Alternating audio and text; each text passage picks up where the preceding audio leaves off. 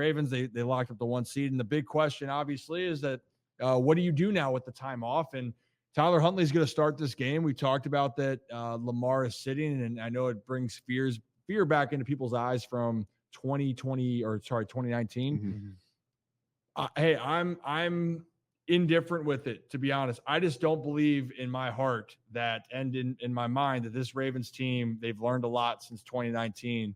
And if that's the right move, I trust what's going on. But I do recognize that, Kevin, I don't know how many days it was off on Lamar, but it's a similar scenario. Mm-hmm. Yeah. But I think it's going to be a different answer this time. And it's a different team. I mean, you have some of the same guys who are still there from 2019. Guys have come back from that 2019 team. But I don't like to kind of marry these histories together where just because everything happened and went the wrong way in 2019 means that it's all just going to fall apart again. I mean, the rest is important. It's important this time of year. And the fact that, I mean, I think any team would take the bye if they could have it. Like, it's that important to them.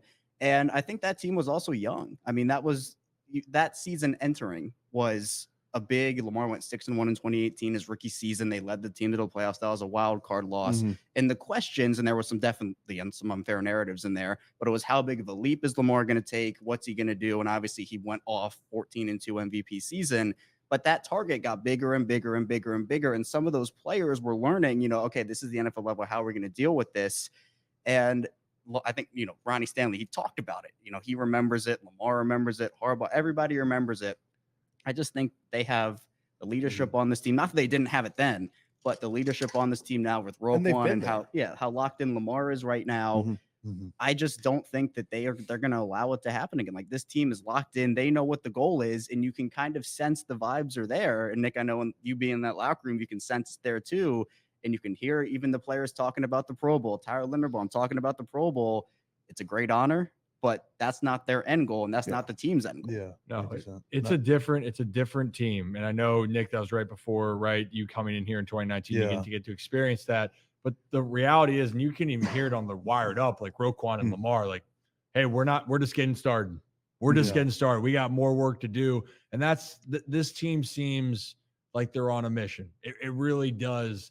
But the next step is going to be in a couple of weeks. I know everyone in Baltimore too. I saw the comment here about the rest versus rust. And I know it's because with everything that happened with the Orioles, Texas was a phenomenal team. The Ravens, I just think all the pieces are in place. And I think the Ravens are I hope we're going to be destined for I think leadership things. is in a better spot. Like, like the guys like Roquan Smith, Lamar has now been there, done that. It's, even there was a mic'd video that dropped today, and everyone was super hype after this massive play in the Miami game. And Lamar was the one who was like, hey, everyone calm down. Like, job's not done. Like, we still got to finish the game. And that is like the vocal leadership of Lamar that you've seen. Like, Nick, I mean, you've seen it obviously a lot more up close than we have, but it does feel like from an outside perspective, each year he's gotten more and more comfortable being that vocal leader, and he's the guy. And I feel like, then you have Roquan on the defensive side, and now you have two really good leaders who want to go keep everyone in line, go make sure everyone is as prepared as possible, and then go win this championship. Yeah, I think you're right. I think I've heard some guys in the locker room talk about how this is different than 2019. I'm not involved as much this year's, so I'm not 100% sure, and I wasn't involved at all in 2019. But I definitely think you're right. Having two guys like Roquan and Lamar, who they're stout leaders, the hardest working guys on the team. I think we talked about Roquan last time, and they're battling against each other day in and day out throughout the whole season, and they're both showing up on Sundays and playing at the top of the league.